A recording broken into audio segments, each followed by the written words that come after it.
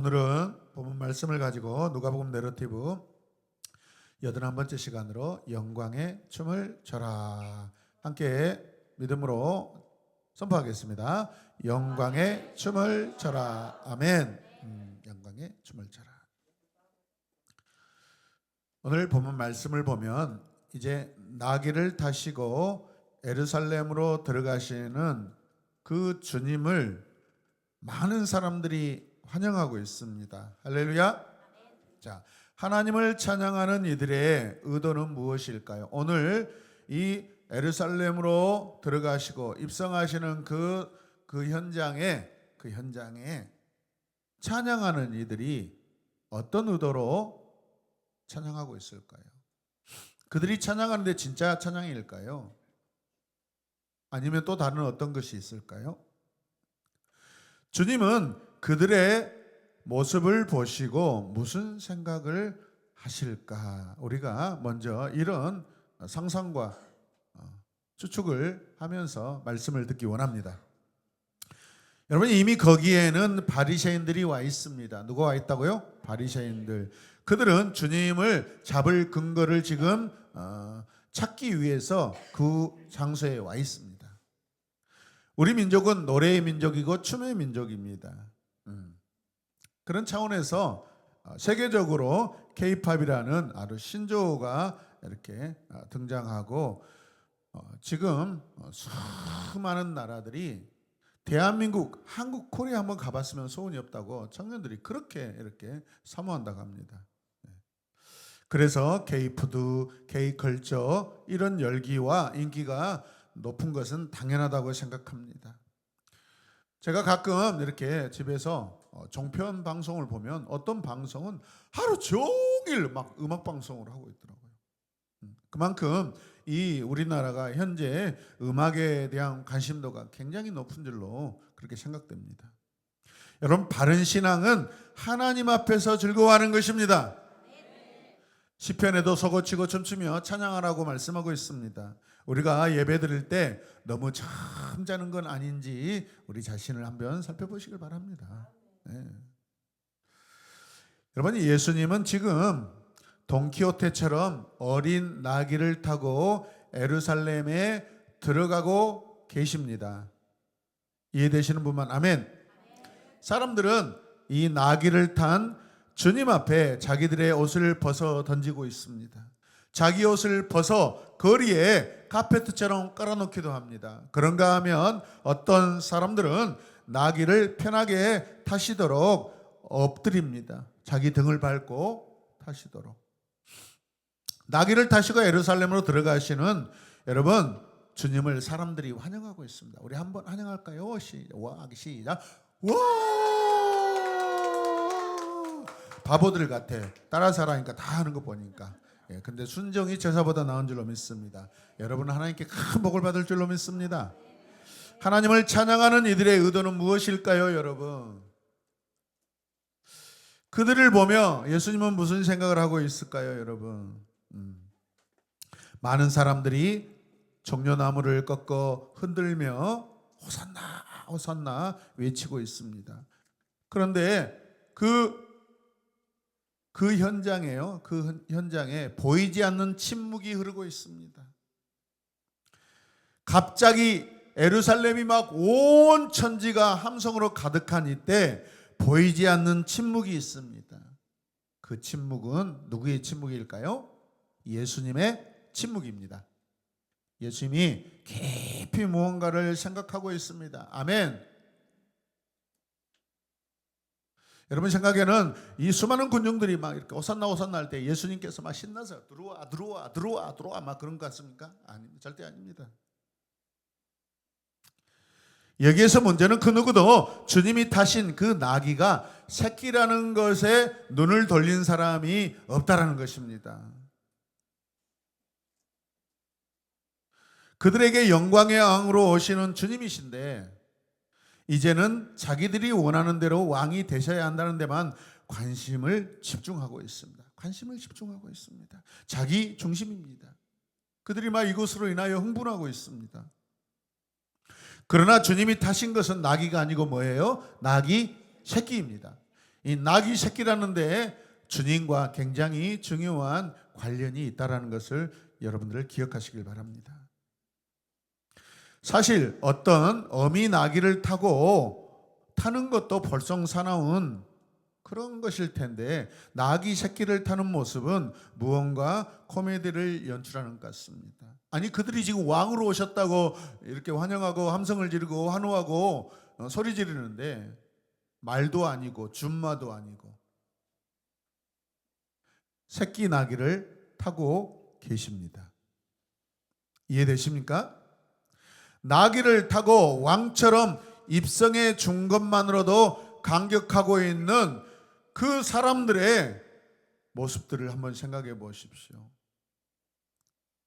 여러분, 여기에 주님과 예루살렘 주민들의, 이 사람들의 어떤 보이지 않는 갈등과 조화롭지 않는 그 모습이 지금 우리에게 느껴지고 있다는 것이죠. 다시 말해 주님과 환호하는 그 모든 군중들과 하나 되지 않고 있다는 것입니다. 이해되십니까? 나귀 새끼를 타고 기웃등거리며 가는 모습, 이를 보며 환영하는 사람들 사이에 뭔가 전혀 어울리지 않는 그런 것이 여러분 보입니다. 나귀 새끼를 타고 입성하시는 주님의 모습과 길가에 카페트처럼 옷을 깔고 종려나무 가지를 흔들고 소리치는 이 환영의 물결은 분명히 모순된 것입니다. 어울리지 않습니다. 어울리지 않다라는 것은 무엇이죠? 우리가 성경적 관점에서, 하나님의 관점에서 보면은 예수님과 그곳의 모든 사람들이 같은 마음이 아니라는 것입니다. 아멘. 같은 마음이 아니라는 것입니다. 오늘 본문 말씀 37절을 같이 읽겠습니다. 예수께서 어느덧 올리브 산의 내리막길에 이르셨을 때 제자의 온 무리가 기뻐하며 자기들이 본 모든 기적을 두고 큰 소리로 하나님을 찬양하며 말하였다. 성경은 독특해요.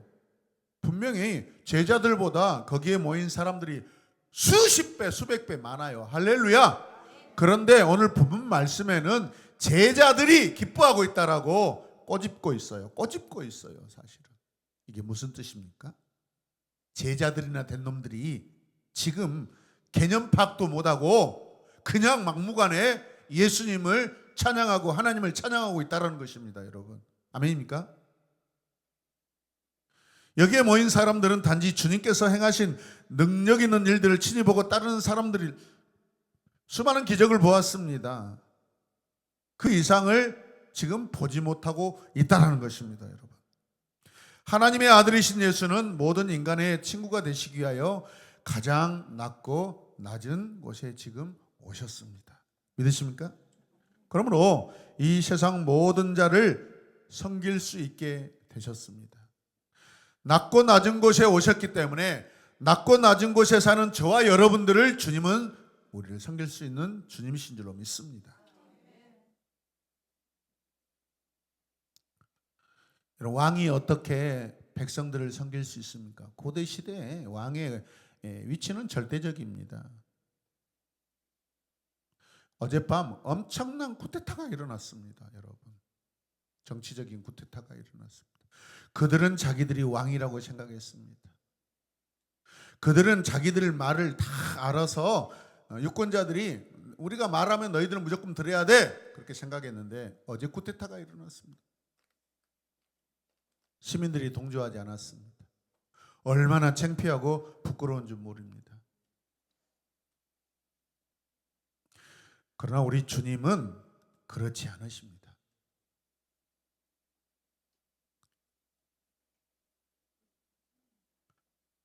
여러분, 우리가 예수님을 생각할 때 고난을 빼고 예수님의 이야기를 풀어나갈 수는 없는 것입니다. 주님의 오심은요, 고난부터 시작입니다. 하나님의 아들, 하나님이신 예수님께서 이 땅에 오시는 것 자체가 고난이시고 희생이시고 구유에 누우신 것도 고난이고 희생이십니다. 주님의 이 땅에 오심은 시작부터 여러분 고생이시고 고난이시고 희생이라는 것을 여러분 기억하시길 바랍니다. 제약된 세상에 오신 것이 고난이십니다. 나의 신앙도 주님의 고난을 생각할 때 우리는 더 많은 눈물을 흘릴 수 있습니다. 솔직히 우리가 부활 승천에 대해서 막 영광스럽게 감사하고 눈물 흘린 적은 그렇게 많지 않습니다. 그러나 우리가 고난의 주님, 십자가에 피 흘리신 주님을 생각할 때 더 많은 눈물들이 우리 안에 여러분 흘러날 줄로 믿습니다. 그리스도의 고난을 통하여 받은 생명의 은혜를 우리는 더 많이 감사해야 될 줄로 믿습니다. 오늘 주님이 지금 그것을 그림 언어로 지금 말씀하고 있고 보여주고 계십니다. 어린 나귀 새끼를 타시는 것도 하나님이신 예수님이 지금 고난을 받고 계시는 거예요, 여러분. 겸손의 고난을 받고 계십니다. 할렐루야. 우리 언어로 이런 상황들을 이야기하면 이렇게 말할 수 있습니다. 주님은 모순된 모습으로 오셨습니다. 자, 같이 읽겠습니다. 모순으로 보며 살지 않으면 나의 믿음은 생명력을 잃어버립니다. 주님이 지금 어린 나귀 새끼를 타신 것은 하나님의 놀라우신 그 권능과 영광에 비해서 모순입니다. 패러독스의 지금 모습을 우리에게 보여주고 계십니다. 주님이 진실을 말씀하고자 하는 것은 바로 그 모순 속에 있다라는 것입니다. 사람들은 그 모순을 제거하고 자기 멋대로 주님의 메시지를 여러분 받아들이고 해석하고 있습니다. 예수님의 생애는요, 탄생부터 십자가까지 언제나 고난의 그림자가 드리워져 있다는 것을 기억하시길 바랍니다. 이 고난의 그림자를 제거하면 예수님의 모습은 그때부터 잘못되기 시작합니다. 아니, 우리가 잘못되겠죠. 고난은 죄에 대한 아픔이고 사랑의 아픔이고 용서의 아픔이고 고난이 없는 참된 구원은 이루어질 수 없습니다. 그 고난이 왜 고난입니까? 그 고난은 나의 고난입니다. 죄로 인하여 죽을 수밖에 없는 고단한 삶, 그 고난입니다. 그 고난을 위하여 고난의 삶을 이 땅에 사시기에 오신 줄로 믿습니다. 거기 모였던 사람들은요, 주님의 이 화려한 입성 뒤에 숨겨져 있는 고난의 그림자를 보지 못하고 있습니다. 우리는 이것을 보아야 합니다.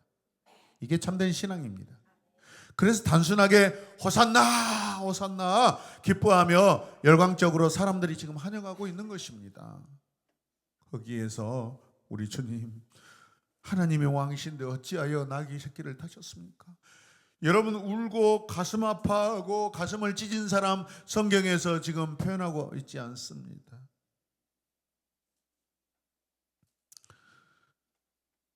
자, 보십시오. 사람들이 무엇이라고 말하는지.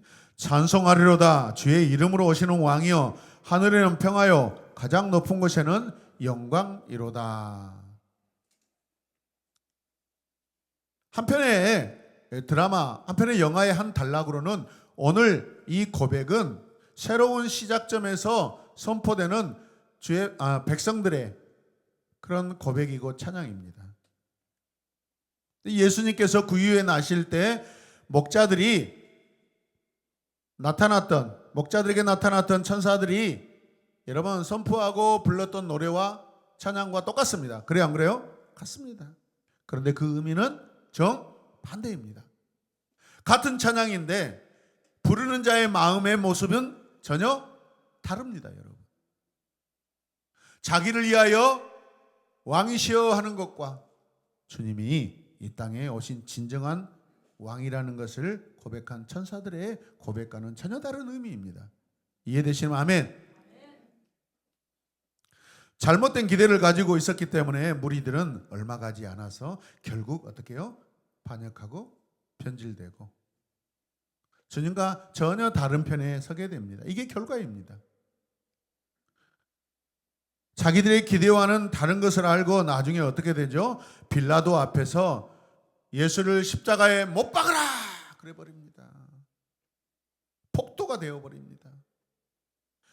예수를 은 30에 판 누구죠? 가룟 유다도 나중에 뭔가 잘못 돌아간다고 느꼈을 때 은 30을 제사장들에게 던지면서 이렇게 말합니다. 내가 죄 없는 피를 팔아 넘김으로 죄를 지었소 그럽니다. 조금 더 쉽게 이야기하면 내가 죄 없으신 선생님을 팔아 넘겼고 내가 죄를 지었습니다라는 고백입니다. 할렐루야.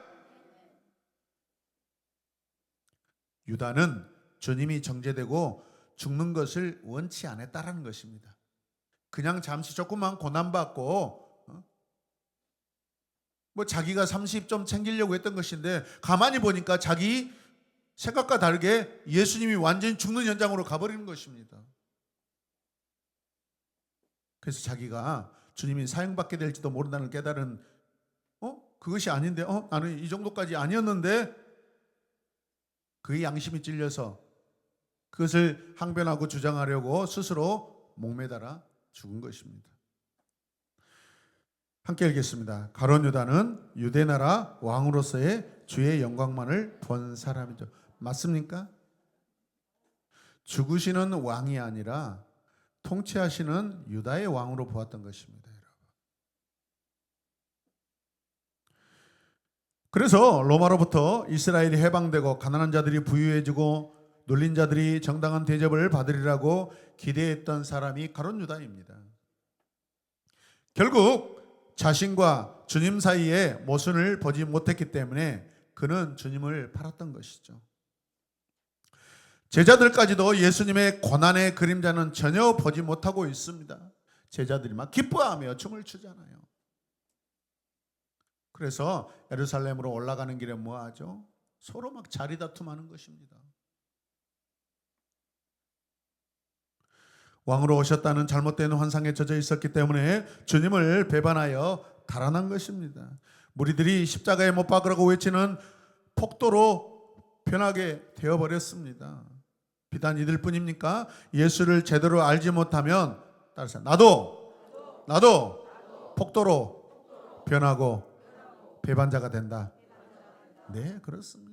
이 땅에서 주님 믿고 하나님 믿어서 나 엄청나게 복을 받을 거야. 막 그렇게 생각하신 분들 나중에 인생의 고난이 오면 막 주님 왜 이러십니까? 하나님 계십니까? 안 계십니까? 이런 엉터리 같은 그런 고백을 합니다. 그리고 주님을 여러분 버리고 자기 길로 가버리는 일들이 일어나는 것이죠. 오늘 주님을 따르는 많은 무리가 이 갈등을 지금 보지 못하고 있습니다. 축복의 환상만 가지고 삽니다. 그러다 고난의 그림자가 다가오면 이리저리 흩어지고 다 도망갑니다. 함께 읽겠습니다. 기적이나 축복만을 생각하고 고난을 잃어버린 교회는 죽은 교회입니다. 함께 읽겠습니다. 기적이나 축복만을 생각하고 고난을 잃어버린 교회는 죽은 교회입니다. 이 땅에 수많은 우리 믿음의 선진들이 여러분 지금 우리들에게 존경받고 사랑받고 기억되는 분들은 어떤 분들이에요? 주님과 같이 주님을 닮아서 십자가에 고난의 십자가를 지고 순교하시고 생명을 내어놓은 사람들, 그 사람들이 존경받고 사랑받고 있습니다. 기억되고 있습니다. 믿으십니까? 우리도 그렇게 되길 바랍니다.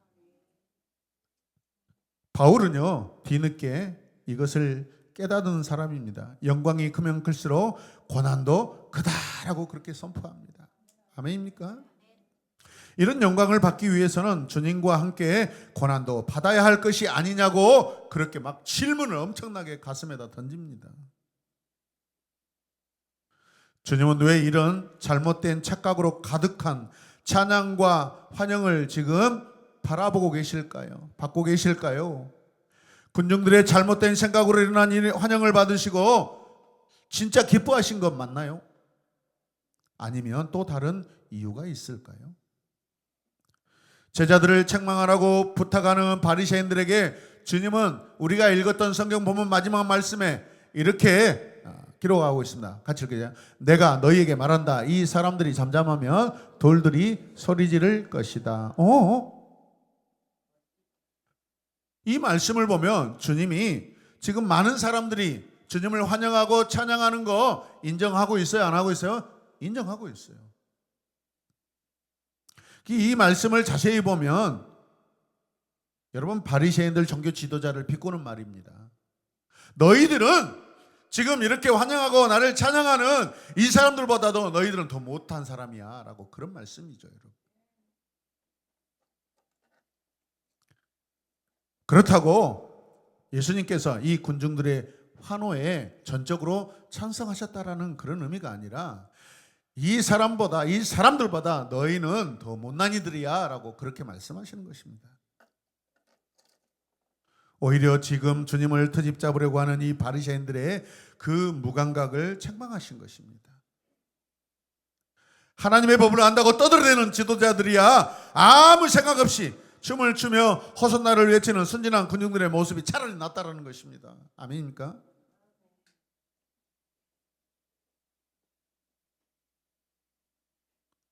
예배 가운데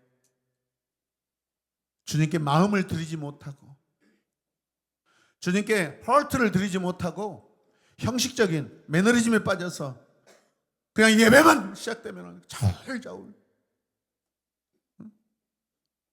습관적으로 졸음이 오는 그런 예배자들보다 이곳에 올라와서 계다리 춤추는 이동화와 항하원이 더 낫다라는 것입니다.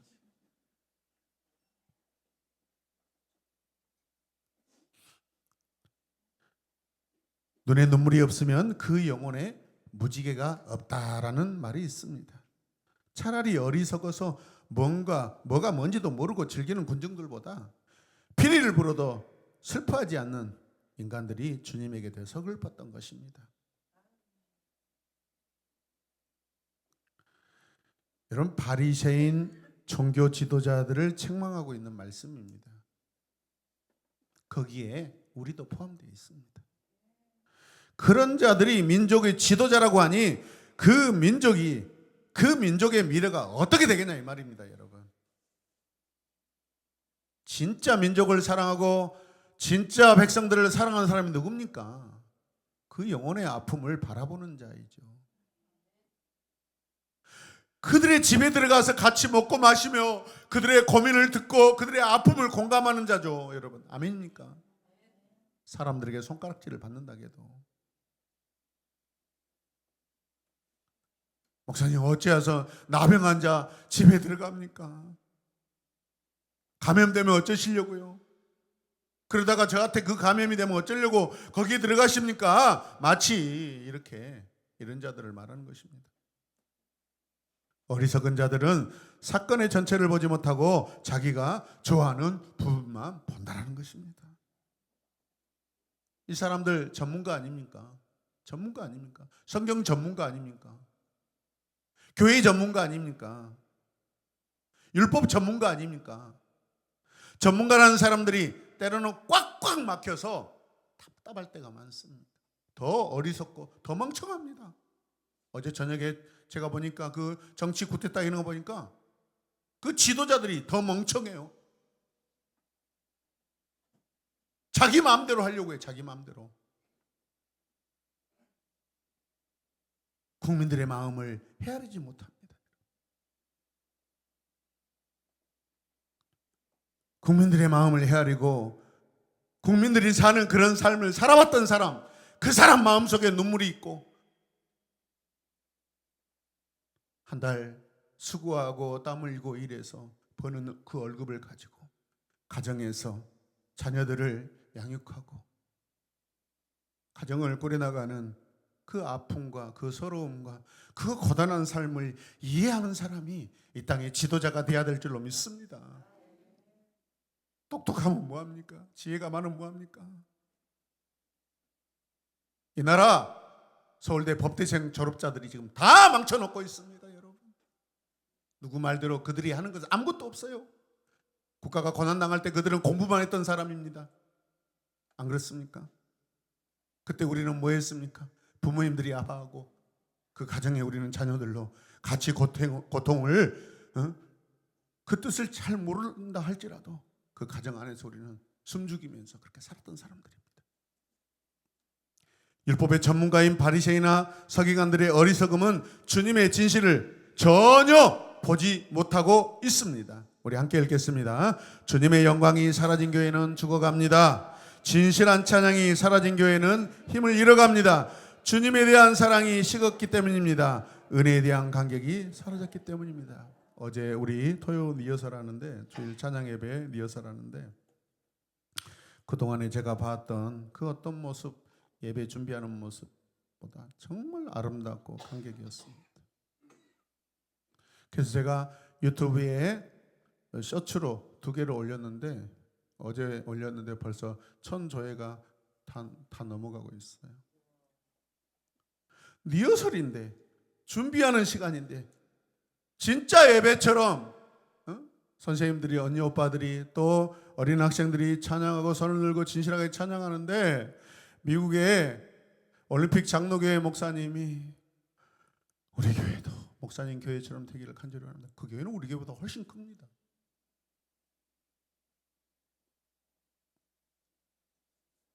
한국에 나오면 반드시 저는 목사님 교회를 방문할 것입니다 그러더라고요. 왜요? 찬양하고 예배하는, 기도하는 모습이 영적이기 때문에 그렇습니다. 저는 베트남, 필리핀 이 자매들과 한국의 근로자들로 와서 한국에 또 결혼해서 살고 있는 그런 형제 자매들이 저 월곡동에서 여러분 상가를 얻어가지고 필리핀 예배를 드리고 있습니다. 매주마다 보고 있고 좋아요를 눌러주고 있습니다.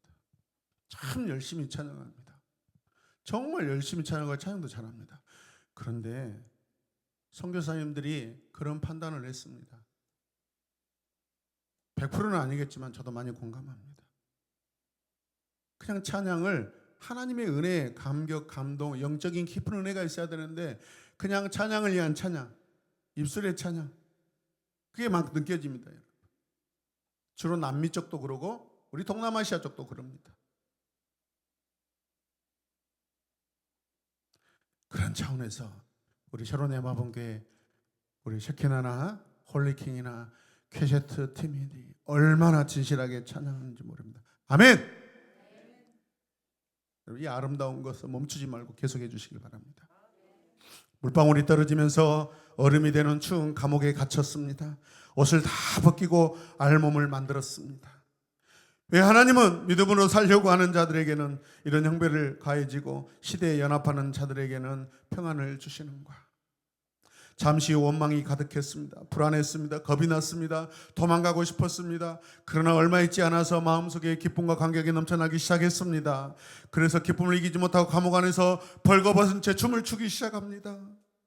벌거벗고 밤새껏 춤을 추었습니다. 그러자 온몸에 땀이 나기 시작했습니다. 추위를 느끼지 못합니다. 그리고 하나님께 감사할 수 있음, 그 하나님께 감사할 수 있다는 그 감격과 감정이 모든 고통을 다 이기게 했습니다. 그래서 그는 이렇게 찬송합니다. 함께 읽겠습니다. 저는 감옥이지만 주님과 함께 있습니다. 아멘. 주님은 태양도 없이 저를 버려두셨던 것도 아닙니다. 아멘. 저는 의의 태양이 저의 어두운 감옥에 가득함을 봅니다. 아멘. 감사와 찬송을 드립니다. 아멘. 범브란트라는 목사님이 당하셨던 고난의 간증입니다. 이 장면은 여러분 구약 성경에 아주 인상적인 중요한 장면과 오버랩됩니다. 마치 법궤를 옮겨오면서 춤을 추었던 누구죠? 다윗의 춤 같습니다. 거리에서 어떻게 춤을 추었는지 속옷이 다 보이도록 그렇게 춤을 추었습니다. 이것을 본 그 아내의 미갈은 이렇게 짜증을 냈습니다. 함께 볼까요? 오늘은 어쩌면 이스라엘 왕이 그처럼 부끄러운지도 모르고 함부로 자기 몸을 드러내는 것처럼 왕은 오늘 신하들의 하녀들 앞에서 몸을 드러내셨습니다. 저는 다윗의 이 모습이 부럽고 너무 감동적입니다. 여러분, 이것은 하루아침에 나오는 그런 행위가 아닙니다. 수많은 시간 동안 반복되고 반복되었던 찬양과 영광의 기쁨을 올려드린 자만이 그 상황 속에서 나타날 수 있는 것입니다. 영적인 좋은 습관은요, 평소에 여러분 계속해서 성실하게 할 때 드러나는 줄로 믿습니다. 나타나는 줄로 믿습니다. 갑자기 주여, 아버지 할렐루야 아멘 그렇게 되는 게 아닙니다. 여러분,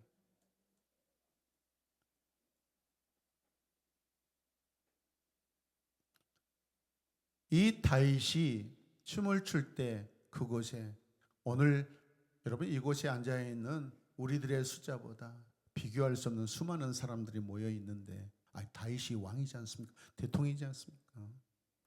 내 옷이 내려가서 속바지가 보일 정도로 어떻게 그럴 수 있습니까, 여러분? 진정 하나님을 기뻐하기 때문에 그런 것들보다도 하나님을 기뻐하는 그 마음이 더 큰 줄로 믿습니다.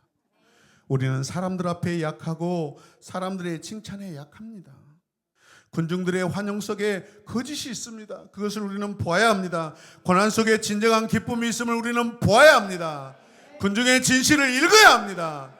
그리고 끝까지 하나님 편에서 살아야 합니다. 때로 우리가 작은 숫자지만 예배를 드릴 때 저는 과거에 어떨 때만 찬양 제대로 안 하면 가서 이렇게 막 손도 올리고 했지만 그럴 때 오히려 나의 예배가 방해받고 나의 예배를 잃어버릴 때가 많았습니다.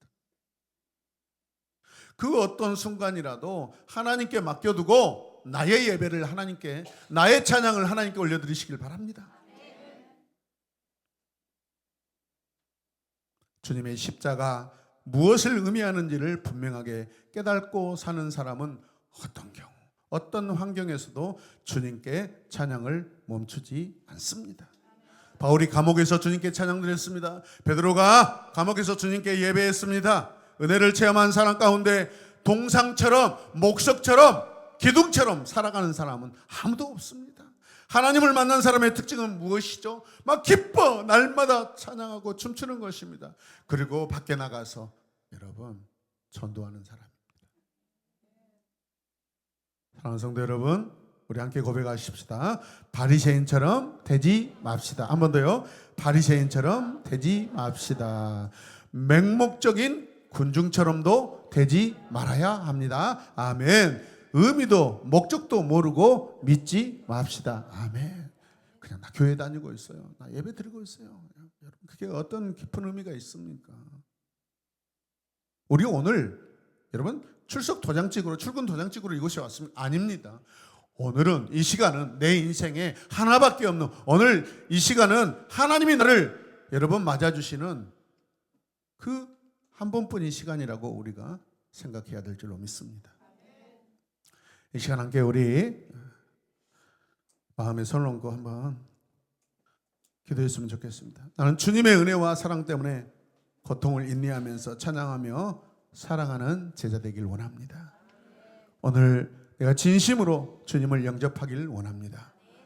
그래서 주님을 외치고 기뻐하고 찬양하길 원합니다. 영광에 춤을 추길 원합니다. 다른 사람 의식하지 않고 나와 주님의 그 둘만의 관계로 나아가길 원합니다. 오늘 또 우리는 군중 속에서 살아가고 있습니다.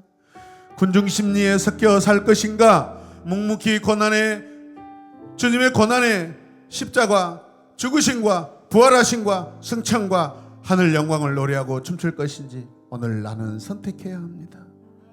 오늘 나는 선택해야 합니다. 오늘 나는 주님을 붙잡게 하여 주시옵소서. 오늘 나는 하나님의 영광을 붙잡게 하여 주시옵소서.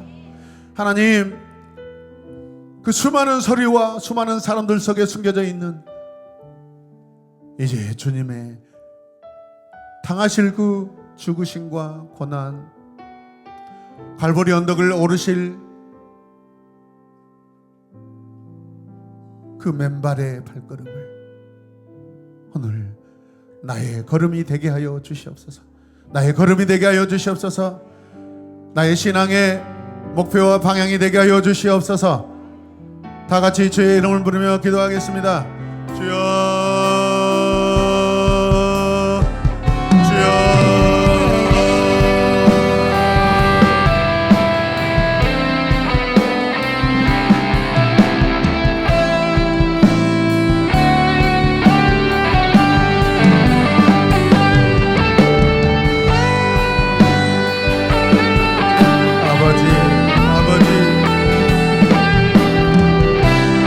화려한 곳에 내 마음이 있지 않은지 내 자신을 살펴봅니다.